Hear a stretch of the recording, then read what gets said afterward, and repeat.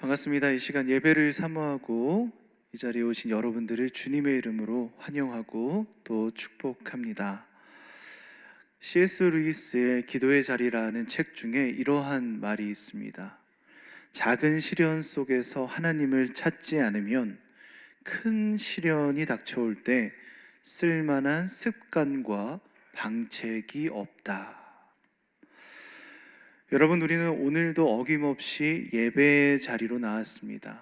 눈이 오나 비가 오나 추우나 더우나 언제나 우리는 예배의 자리를 사모하며 찾아오지요. 바로 작은 일에 일상 가운데 하나님을 찾는 일이지 않겠습니까? 오늘 이렇게 하나님을 찾고 사모하는 여러분들에게 하나님께서 직접 어려움을 이기는 습관이 되셔서 시련으로부터 지키시는 방책이 되셔서 여러분들을 언제나 굳건하게 이끄실 줄로 믿습니다. 오늘 그 하나님의 은혜와 사랑이 가득한 여러분들의 삶이 되시기를, 이 예배의 자리가 되시기를 주님의 이름으로 간절히 소망합니다. 오늘은 마가복음 11장 15절에서 19절까지의 말씀을 함께 읽어보았습니다. 오늘 말씀의 제목은 만민이 기도하는 집, 만민이 기도하는 집이라는 제하의 말씀입니다. 이 제하의 말씀을 통해서 오늘 주님께서 우리에게 은혜 주시기를 원합니다. 여러분, 오늘 말씀은 예수님께서 예루살렘 성전에 들어가셔서 일어났던 사건을 배경으로 하고 있습니다. 신학적으로 보면 이것을 성전 정화 사건이라고 부르거든요. 성전 정화 사건입니다. 사실 근데 우리나 성전 정화 사건이지 유대인의 입장에서 보면 어땠을까요? 매우 황당하기도 하고요, 천인공노할 만한 아주 큰 사건이었습니다. 왜냐하면 성전은 유대인에게 있어서 신앙적으로나 일상적으로나 중심이 되는 아주 중요한 장소였습니다. 매우 중요한 장소였어요. 그렇기 때문에 성전에서 일어나는 일들은 이미 오래전부터 규격화되고 제도화되고 철저하게 운영되고 있었다는 것을 우리가 알 수 있습니다. 그만큼이나 유대인에게 있어서 너무너무 중요한 장소였기 때문이죠. 다시 말해서 성전에서 일어나는 모든 일들은 율법을 근간으로 하여 한치의 오차와 실수가 없는 것이다 라고 유대인들은 여겨왔다는 겁니다. 그런데 이렇게 아무런 실수가 없는 성전을 오늘 예수님께서 들어오셔서 완전히 뒤집어 엎으십니다. 그리고 그 성전을 심지어 강도의 소굴이다라고 말씀까지 하시면서 아주 강하게 비판하시죠.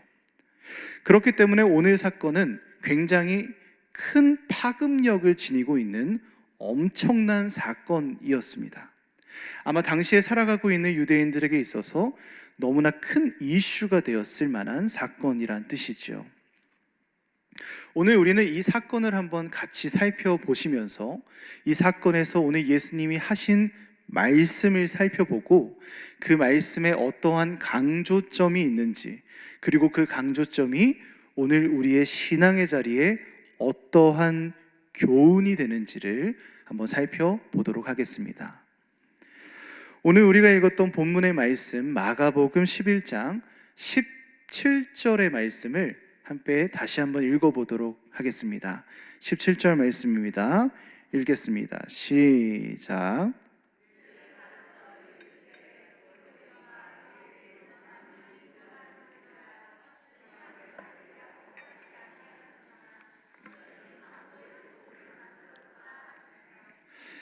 자, 여러분, 우리가 17절의 말씀을 다시 한번 읽어보았는데요, 이 본문을 읽어보면서 아주 중요한 문장을 하나 찾아볼 수 있습니다.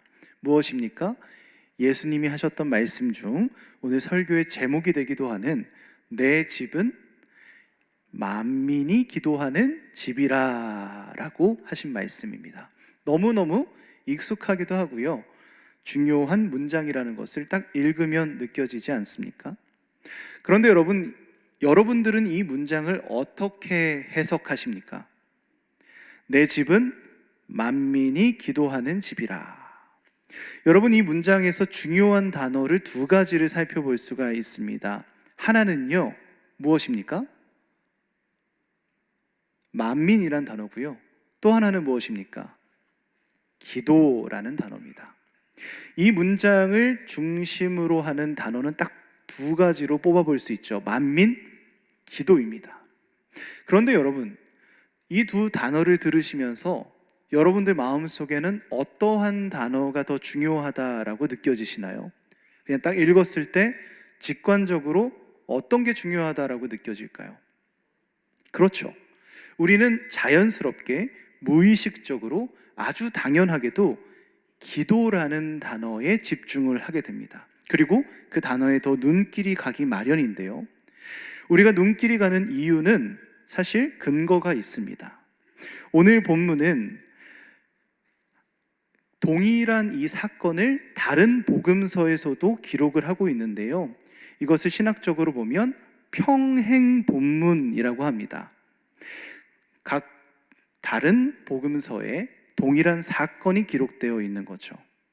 그래서 오늘 우리는 마가복음을 읽어보았지만 사실 마태복음, 누가복음에 이 사건이 동일하게 기록이 되어 있습니다. 그런데 이 성전 정화 사건을 서술하는 구체적인 진술이 조금씩 다른데요. 이 시간 우리가 말씀을 다시 한번 읽어볼 텐데 마태복음과 누가복음의 말씀도 함께 한번 읽어보겠습니다. 제가 아까 읽어보았던 마가복음 11장 17절 말씀을 한번 읽어보겠습니다. 기록된 바 내 집은 만민이 기도하는 집이라 칭함을 받으리라고 하지 아니하였느냐? 너희는 강도의 소굴을 만들었도다. 이게 우리가 읽었던 본문 말씀이고요. 마태복음 21장 13절 말씀을 읽어볼 텐데 어떠한 점이 다른지 한번 주의 깊게 살펴보시면서 읽어보시죠. 읽겠습니다. 시작. 기록된 바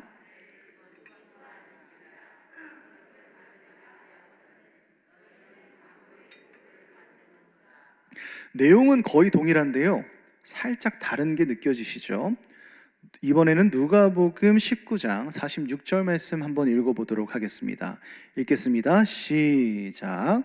기록된 바 내 집은 기도하는 집이 되리라 하였거늘 너희는 강도의 소굴을 만들었도다. 자, 여러분 한번 보십시오. 세 본문을 비교하고 대조하면서 읽어보았는데 어떻습니까? 마가복음 11장 17절 우리가 읽었던 본문에서는 내 집은 만민이 기도하는 집이라고 기록이 되어 있는데요. 평행 본문인 마태복음과 누가복음에는 차이점이 있지요. 무엇이 빠져 있습니까? 그렇죠. 만민이 빠져 있습니다. 예수님이 하셨던 이 말씀을 아주 단순하게 내 집은 기도하는 집이라라고 기록을 하고 있습니다. 우리가 이런 차이가 있기 때문에 우리가 마태복음 읽으면서 누가복음을 읽으면서 익숙한 문장이며 익숙한 말인 이 기도라는 표현에 더 눈길이 가기 마련이지요. 어떻게 보면 마태복음, 누가복음에서 반복적으로 내 집은 기도하는 집이다라고 이야기하기 때문에 역시 기도라는 단어가 중요해 보이는 것처럼 보입니다. 그런데요, 과연 예수님께서도 이 기도라는 단어에 방점을 두셨을까요? 예수님의 강조점은 어디였을까요? 우리가 이것을 알기 위해서는 한번 살펴볼 말씀이 있는데요. 마가복음에는 마태, 누가복음에 없는 만민이 추가가 되어 있지요. 왜 추가가 되었을까 하면 이 본문이 동일하게 말하는 표현들이 등장합니다. 마태복음, 마가복음, 누가복음 동일하게 우리가 읽었던 본문의 앞부분을 보면 동일한 단어가 나와요. 한번 말씀을 다시 한번 띄워주시죠. 앞에 동일한 단어가 있습니다. 무엇입니까? 그렇죠. 기록된 바입니다. 여러분, 기록된 바라는 뜻이 무엇입니까? 이 말은 지금 예수님이 하시는 말씀이 예수님이 만들어내신 문장이 아니라는 뜻이에요. 구약 성경에서 예수님이 가져온 인용구라는 뜻입니다. 그래서 그 구약 성경을 빌어 오시면서 기록된 바라고 예수님이 말씀을 시작하시는 거죠. 실제로 예수님께서는 이사야서 56장을 인용하셨습니다. 그럼 어떤 말씀을 인용하셨는지 우리 한번 이사야서 56장을 살펴볼 필요가 있겠지요. 한번 말씀을 읽어볼 텐데요, 단어에 집중하시면서 한번 읽어보겠습니다. 한번 읽어보겠습니다. 시작.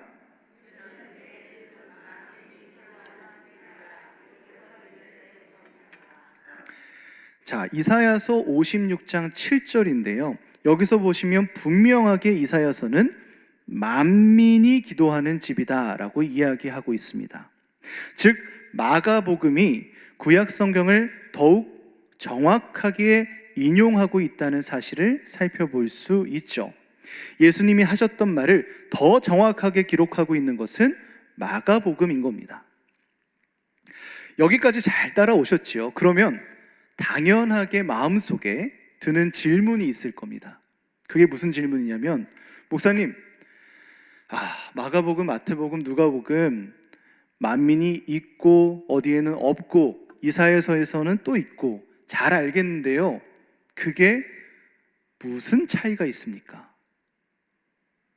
그 작은 단어를 하나 빼고 그 작은 단어를 하나 넣는 것이 이 중요한 기도하는 집에 무슨 영향이 있습니까? 만민이 있고 없고가 대체 무슨 소용이 있어요? 그저 성전은 기도하는 집이니 기도를 열심히 하면 되는 거 아닙니까? 기도가 강조돼야 되는 거 아닙니까? 라는 생각과 질문이 자연스럽게 드실 겁니다. 근데 여러분, 사실 이 만민이란 단어는 너무너무 중요합니다. 우리가 생각하는 것 이상으로 중요해요. 이것을 성경만 보면 이해하기가 조금 어렵기 때문에 제가 오늘 현실로 한번 이 이야기를 가져와서 풀어보도록 하겠습니다. 여러분, 저 경동시장 사거리에 가보시면요, 스타벅스라고 하는 카페가 새로 생겼습니다. 스타벅스 경동점이라고 하는데요, 옛날에 있었던 폐극장을 리모델링을 해서 아주 멋있게, 아주 예쁘게 지어 놓았습니다. 그래서 지금 인터넷을 보면 한 번쯤은 꼭 가봐야 하는 스타벅스 명소가 되었거든요. 저는 아직 가보지는 못했는데요, 한번 여러분 가정을 해보시죠. 상상을 하면서 한번 생각을 해보세요. 우리가 그 저 유명한 스타벅스 경동점이 생겼으니 한번 찾아가 보는 겁니다. 그런데 오픈이 10시인데 10시에 맞춰서 딱 찾아갔어요. 근데 그 스타벅스 입구부터 쭉 젊은 청년들과 젊은이들이 줄을 서고 있는 거예요. 무려 500명이나 줄을 서고 있는 겁니다. 다 대기표를 들고 있고요. 그래서 한 명 한 명씩 차례대로 들어갑니다. 그래서 들어가고 나서도 문제예요. 앉을 자리가 없어서 지금 여기처럼 그냥 서서 눈만 멀뚱멀뚱 뜨면서 기다려야 하는 상황인 거죠. 스타벅스가 생겼고 너무 유명해서 찾아왔는데 이곳에서 커피나 차도 한잔 할 수 없는 상황이 벌어지게 된 겁니다. 이런 상황이 몇 날 며칠 계속해서 반복이 된다라고 생각을 한번 해보시죠. 자, 여러분, 만약 여러분이 이러한 상황이라면 어떠한 감정이 드시겠습니까? 막 화가 나지 않겠습니까? 아니, 그놈의 카페가 뭐라고, 그놈의 커피가 뭐가 중요하다고, 이렇게 사람들이 많이 와서 줄도 이렇게 오래 섰는데 커피도 못 마시고 화가 나지 않겠어요? 그걸 몇 날 며칠 참다가 계속 자리에 못 앉고 커피를 못 마시게 되었을 때, 자, 여러분에게 이러한 기회가 생겼다고 생각해 보시죠. 내일 아침 오픈 시간에 여러분들이 가장 첫 번째로 들어가서요, 그곳에 오는 사람들을 앞에 두고 소리칠 수 있는 기회가 생겼다고 상상해 보시죠. 스타벅스에 들어갑니다. 이미 젊은 청년들과 사람들이 다 자리에 앉아 있어요. 그 앞에서 딱 한마디를 할 수 있습니다. 여러분들은 어떤 말을 하시겠습니까? 제가 보기를 드리죠. 1번입니다. 딱 들어갑니다. 여러분, 스타벅스는 카페입니다. 2번입니다. 스타벅스에 들어갑니다. 사람들이 쫙 있어요. 앉을 자리 없습니다. 여러분, 스타벅스는 만민이 이용하는 카페입니다. 자, 여러분들, 보기가 1번과 2번이 있었죠. 만약 여러분들이 이러한 상황이라면 어떠한 말을 하시겠습니까? 당연히 두 번째 말을 해야 되지 않겠습니까? 여러분, 스타벅스가 카페라는 사실은 누구나 압니다. 당연한 이야기죠. 그것을 듣는 사람도 말하는 사람도 아는 내용입니다. 말을 하지 않아도 아는 내용이에요. 그런데 이러한 상황에서 그 카페에 들어가서 이곳은 만민이 이용하는 카페라고 말하는 것은 어디에 강조점이 있는지 우리가 어렵지 않게 알 수 있지 않습니까? 카페가 중요하다는 말이 아니라요, 여기는 모두가 이용하는 곳이라는 것이 중요한 겁니다. 여기서 강조점이 있는 거죠. 만민에 있는 겁니다. 여러분, 이와 같은 이야기를 오늘 예수님이 하신 말씀에도 동일하게 적용할 수 있습니다. 예수님은 성전에서 이 말씀을 하셨습니다. 사람들을 두고 이야기를 하셨어요. 어떻게 말씀하셨습니까? 내 집은 만민이 기도하는 집이다. 여기서 마태복음, 누가복음처럼 내 집은 기도하는 집이다 라고 이야기하는 것은 마치 스타벅스는 카페다 라고 말하는 것과 동일한 겁니다. 그렇기 때문에 오늘 예수님의 말씀의 강조점은 바로 만민에 있다는 것을 우리가 살펴볼 수 있는 거죠. 중요한 것은 만민이었습니다. 하나님은 만민을 강조하고 계세요. 오늘 예수님이 인용하셨던 이사야서의 말씀도 동일합니다. 이사야서 56장의 말씀을 전체적으로 살펴보면 예수님이 왜 이 말씀을 인용하셨는지를 살펴볼 수 있는데요. 이사야서 56장 1절의 말씀입니다. 함께 읽겠습니다. 너희는 정의를 지키며 의를 행하라. 이는 나의 구원이 가까이 왔고 나의 공의가 나타날 것임이라 하셨도다. 여러분, 이 말이 무엇이냐면요, 중요한 것은 후반부예요. 나의 구원이 가까이 왔고 나의 공의가 나타날 것임이라. 즉, 이 말은 무슨 말이냐면 하나님의 구원이 가까이 왔기 때문에 이제 이스라엘의 회복이 일어나게 될 것이라고 하는 선포입니다. 이스라엘이 회복된다는 선포예요. 너무 희망찬 말씀이지 않습니까? 그런데 이러한 희망찬 말씀에 갑자기 3절에 뜬금없는 인물들이 등장을 하는데요. 3절 말씀을 보면 이렇게 고백합니다.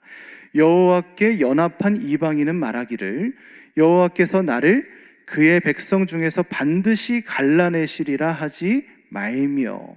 갑자기 이스라엘의 회복을 이야기하시는데요, 이방인과 소의 계층이 등장합니다. 그리고 이들은요, 스스로를 이렇게 이야기해요. 우리는 이방인이니까, 우리는 소의 계층이니까 우리는 이 존재 때문에 이스라엘의 회복에 동참할 수 없을 거야. 우리는 버림받고 그 회복에 갈라지게 될 거야 라고 스스로가 이야기했다는 거예요.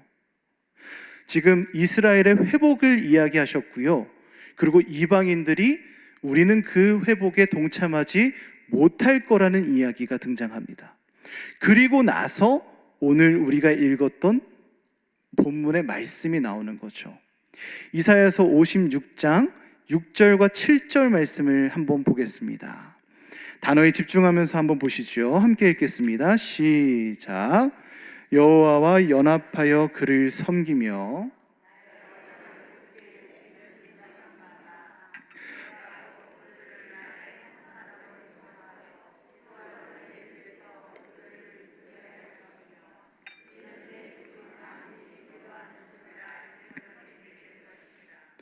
아멘. 56장 6절을 한번 보시면 나의 언약을 굳게 지키는 이방인마다라고 이방인을 정확하게 이야기하고 있고요. 7절도 마찬가지입니다. 내가 곧 그들을, 그들이 누굽니까? 이방인들을 의미하는 거죠. 지금 이방인들, 이들이 내 집에서 기쁘게 될 것이다 라고 이야기하고 있는 겁니다. 즉 여러분, 여기서 보면 이사야서가 말하고 있는 핵심이 무엇인지를 파악할 수 있죠. 이사야의 맥락은 기도에 있지 않고요, 만민에 있습니다. 회복된 이스라엘 성전은요, 당연히 기도하는 집이지요. 그런데 이 기도하는 집은 유대인들만을 위한 집이 아니라 만민을 위한 집, 이방인들까지도 위한 집이 될 것이다 라고 이사야서는 이야기하고 있는 거예요. 바로 예수님께서 이 이사야서의 말씀을 인용하고 계신 겁니다. 내 집은 만민이 기도하는 집이라. 예수님은 바로 이사야서의 배경을 염두에 두고요, 정확하게 이러한 의미로 이 구절을 인용하신 것이죠. 그렇기 때문에 예수님의 말씀은 기도보다는 만민의 방점이 있다라고 우리는 결론 내릴 수 있습니다. 기도가 아니라 만민을 강조하고 계세요. 그럼 여러분, 이제 우리는 다시 우리의 본문인 마가복음으로 돌아와 봅니다. 사실 여러분, 오늘 예수님께서 성전에 들어오셔서 장사하는 자들을 내쫓으시는 이러한 행동은 상식적으로 이해하기가 쉽지는 않습니다. 그 당시 사람들도 마찬가지였을 거예요. 왜 그럴까요? 성전에서 장사하는 것 자체는, 장사하는 사람들이 존재하는 것 자체는 율법적으로 잘못된 것이 아니었기 때문입니다. 오히려 성전을 위한, 성전에 제사를 드리는 사람들을 위한 배려의 행동이었습니다. 신명기 14장 24절에서 26절까지를 보시면 집이 먼 사람들을 위한 배려의 말씀이 기록이 되어 있는데요, 제사를 드리기 위해서 성전에 올 때 집이 멀어서 그것을 가져올 수 없는 자들을 위하여 그것을 돈으로 가져와 성전 앞에서 소나 양이나 소산물을 사서 제사를 드리라고 배려하고 있습니다. 돈으로 소나 양과 소산물을 살 수 있도록 하나님이 배려해 주셨다는 거예요. 그런 점에서 보면요, 성전에서 장사하는 사람들, 장사하는 행위 자체는 위법이 아니었습니다. 오히려 필요한 행동이었어요. 그런데 예수님은 이러한 상황을, 이러한 배경을 충분히 다 알고 있으심에도 불구하고 오늘 그들을 꾸짖고 계십니다. 그들을 내쫓고 계세요. 그들을 강도라고까지 말씀하고 계십니다. 왜 그렇겠습니까? 왜 예수님은 대체 이렇게 말씀하셨을까요? 예수님이 생각하신 문제는 그들이 장사하는 행위 자체에 있지 않았습니다. 장사하는 행위가 문제가 아니라 그들이 어디서 장사를 하고 있는가가 문제였어요. 행위가 문제가 아니라 장소가 문제였습니다. 그림을 하나 보시죠. 이 그림의 중앙에 있는 것은 성소가 있는 건물입니다. 그리고 그 건물을 둘러싸고 있는 직사각형 형태의 벽이 존재하죠. 성소벽이라고 볼 수 있습니다. 그리고 이 성소벽을 중심으로 하여 또다시 직사각형으로 큰 벽이 둘러싸고 있지요. 이것을 건물의 외벽이라고 본다면, 여러분, 건물의 외벽과 성소벽 사이에 황색 운동장 같은 공간이 있지 않습니까? 여러분, 이것이 이방인의 뜰입니다. 여러분, 이방인의 뜰은 어떠한 공간이었을까요? 말 그대로 이방인들을 위한 공간이었습니다. 이방인들도 하나님께 예배를 드릴 수 있도록 성소의 바깥쪽에 마련해 놓은 배려의 공간이었습니다. 예배의 공간이었어요. 그런데 바로 이 이방인의 뜰에서 장사꾼들이 장사를 하고 있었던 것이 문제였습니다. 이방인을 위한 예배의 장소에서 그들은 매매 행위를 시작했습니다. 하나님께 기도하고 하나님을 바라보며 예배하는 거룩한 장소인데, 장사꾼들이 옆에서 물건을 사고 팔고 때로는 싸우고 치고 받고, 또한 모든 소음과 동물들의 악취까지 채워지고 있는 장소로 변질되어 버렸다는 것입니다. 여러분, 어떻게 이러한 곳에서 예배를 드릴 수 있겠습니까? 오늘 우리가 예배를 드리며 작은 소리만 나도, 작은 소음만 들려도 예배를 드릴 수 없는 게 우리인데, 옆에서 물건을 사고 팔고 동물들의 울음소리와 악취가 채워지고 있는 그곳에서 어떻게 예배를 할 수 있겠습니까? 불가능한 일이었습니다. 즉, 이방인들은 예배할 수 있는 공간을 잃어버렸다는 뜻이에요. 그들이 유일하게 예배할 수 있는 이방인의 뜰을 박탈당했다는 뜻입니다. 누구로부터요? 장사하는 그들로부터 말입니다. 예수님께서는 이 이방인의 뜰을 점유하고 있었던 상인들을 내쫓으신 거예요. 다시 말해, 그들이 물건을 사고 파는 행위를 지적하고 비판하신 것이 아니라, 그들이 물건을 사고 파느라 점유하고 차지하고 있었던 예배의 장소를 문제 삼으셨던 겁니다.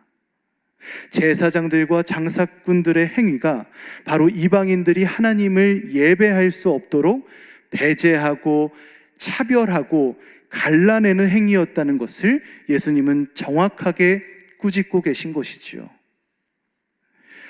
그래서 오늘 예수님은 이러한 성전을 바라보시며 그 이방인의 뜰에서 오늘 우리에게 말씀하신 겁니다. 내 집은 만민이 기도하는 집이라. 내 집은 만민이 기도하는 집이라. 오늘 예수님이 왜 이 말씀을 하셨는지 우리는 이제 정확하게 이해할 수 있지 않습니까? 여러분, 하나님의 집은 기도하는 집입니다. 당연한 얘기지요. 그런데 하나님의 집이 기도하는 집이다라는 것만큼 중요한 것이 있습니다. 그것이 무엇입니까? 그 기도하는 집이 만민이 기도하는 집이라는 사실이지 않습니까? 여러분, 우리의 모습, 우리의 신앙의 삶의 자리를 되돌아봅니다. 우리의 신앙 공동체는 어떠합니까? 우리의 광석교회는 어떠한 교회가 되어가고 있습니까? 우리 광석교회는 만민을 위한 교회입니까? 아니면 우리를 위한 교회입니까? 만약 우리가 우리 광석교회를, 이 교회의 공동체를 우리로만 설정하고 있다면 우리는 오늘 성경이 바라고 있는, 원하고 있는 하나님의 집이 결코 될 수 없을 겁니다. 지금 이사야서가 말하고 있는 회복된 이스라엘 공동체가 절대로 될 수 없을 겁니다. 오늘 예수님이 소리쳐 말하고 계시는 나의 집이 될 수 없을 겁니다. 왜냐하면 그 모든 것들은 만민을 위한 곳이기 때문입니다. 우리만을 위한 것이 아니라 만민을 위한 그곳 말입니다. 우리 광석교회는 만민을 향하여 나아가야 합니다. 이것이 우리 교회를 세우신 하나님의 뜻이고, 용두동에 세우신 우리의 사명이며, 동대문에 세우신 우리의 방향이지 않습니까? 서울 한복판에 우리 광석교회를 세우신 이유가 바로 이것이지 않습니까? 우리는 만민을 향해 나아가야 합니다. 여러분, 우리가 읽었던 본문의 말씀 15절의 말씀 다시 한번 읽어보겠습니다. 화면을 보시면서 함께 읽어보시죠. 읽겠습니다. 시작.